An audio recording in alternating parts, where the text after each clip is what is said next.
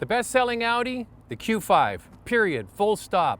This thing dominates the Audi lineup, and it's dominant in the luxury compact space as well because it's just the right size. So when the Q5 came out, it was sort of a little bit bigger than much of the competition, and families have flocked to the Q5.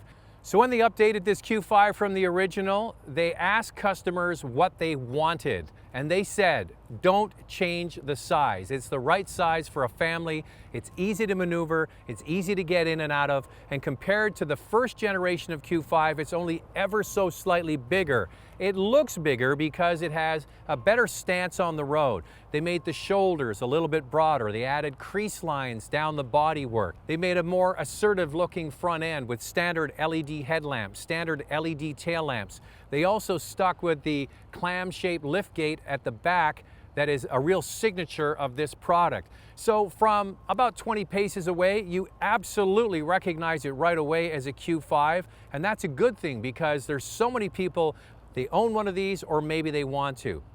Wheel sizes range from 18 to 20 inches. You can get S-Line, which gives it a more dramatic look, or an SQ5.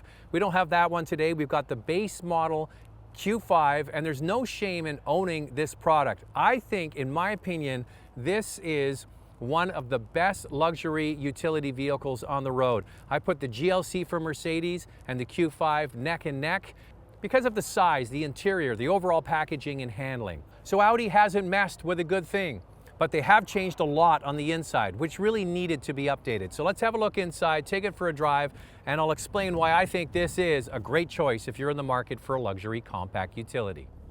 So why do I like the Q5 so much, and why is it really my top pick in this category? Because everything works together almost perfectly. The engine, the transmission, the chassis. Now let's go back to the transmission for a second. This is different than the SQ5. The gearbox in here is a dual clutch 7-speed because it's matched to a 4-cylinder turbocharged engine. The SQ5 has a Tiptronic with a turbo V6. So this engine and this transmission work perfectly together. It's got 252 horsepower, and when you compare that to direct competitors like the GLC from Mercedes-Benz or the X3 from BMW, this has more power, about 11 more horsepower, and torque is great at 273 pound-feet. Now here's the thing.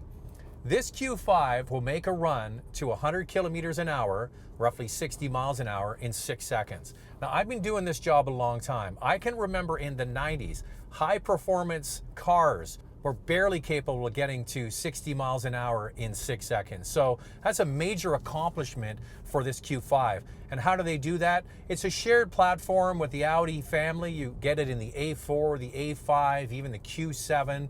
It's lightweight, it's strong, and that benefits the interior occupants. Because this platform is stiff, they can bolt on a suspension that does all the work and insulates people on the inside from what's going on the road and outside. On top of that, because it's lighter, it's capable of good fuel economy. There's Drive Select here on the dashboard. You hit a switch and you can change the parameters of things like throttle control, the mapping of the transmission, those sorts of things. Even the dynamic setting, this is maybe to some people's taste a little bit soft, but I guarantee you for a vast majority of people commuting every day and taking their kids places, this is a really nice setup because you sit up high, it's very quiet and refined, and that's going to appeal to a lot of people. If you want a sportier version, the SQ5 definitely amps up the horsepower by 100 horsepower and a stiffer suspension. Now, speaking of being in a relaxed, comfortable place, this vehicle has traffic jam assist. So under 60 kilometers an hour, roughly 35 miles an hour, you turn the system on, and it's an autonomous system that modulates the throttle and the brake and even the steering in traffic jam situations, basically letting the car take over. So if you're one of those people that is stuck in mundane bumper-to-bumper traffic every single day, that is a package you might want to consider because it takes a whole lot of stress off the driver and lets you enjoy the beautiful interior. Now, Audi wasn't the first in this space. BMW was with the X3, but it seems that more people are copying the Audi formula of how to do a compact utility than anybody else. The back seat is a useful size. You sit up, you see out over the road. So it's the size of the vehicle that has really captured the imagination of a lot of people, and that continues with this latest version. Also in the center here where the cup holder is, if you have a bottle of water, you can hit the button and chill.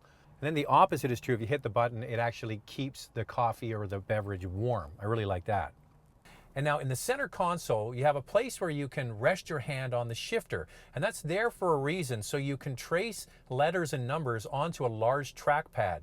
At the top of the trackpad, there's actually numbers, and those are the presets for your radio. So that's easy for typing in an address or a phone number, so you don't have to take your eyes off the road.